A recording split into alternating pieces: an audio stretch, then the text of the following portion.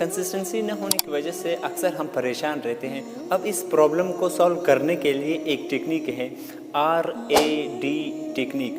अक्सर लोगों में ये रवैया देखने को मिलता है कि जब भी कोई नया काम शुरू करते हैं तो शुरू में बड़े ही जोश और वल्वले के साथ रोज़ाना की बुनियाद पे वो काम सर अंजाम देते हैं, लेकिन वक्त गुजरने के साथ साथ वो उस काम में इंटरेस्ट लेना छोड़ देते हैं।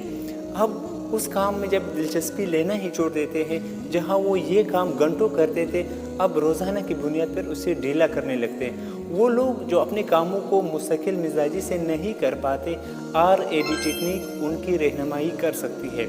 RAD टेक्निक से मुराद ये है, R से मुराद रिस्पॉन्सिबिलिटी, यानी दिन भर की तमाम कामों को अपनी ज़िम्मेदारी समझकर सर अंजाम देना है। A मीन्स एडवांटेजेस, यानी उन ज़िम्मेदारियों से होने वाले फ़वाइद के बारे में सोचना। D मीन्स डिसएडवांटेजेस, यानी उन ज़िम्मेदारियों को न करने की वजह से होने वाले नुकसानात के बारे में सोचना। अब इस पूरे टेक्निक को हम मिसाल की मदद से ऐसे समझ सकते हैं कि अगर कोई स्टूडेंट अपना एक टाइम टेबल तैयार करता है, फिर अपने टाइम टेबल के मुताबिक अपना वक्त अपनी स्टडी को ही देते हैं। अब ज़ाहिर ये अपना टाइम तो स्टडी को देता है, लेकिन कुछ दिनों के बाद वो डीमोटिवेट हो करके स्टडी करना ही छोड़ देते। अब उस सिचुएशन पे उसे चाहिए कि वो RAD टेक्निक को प्रैक्टिस कर ले। सबसे पहले वो ये समझे कि मेरी रिस्पॉन्सिबिलिटी क्या है, मैं स्टूडेंट हूँ, मेरा सिर्फ एक ही काम है कि पढ़ना है।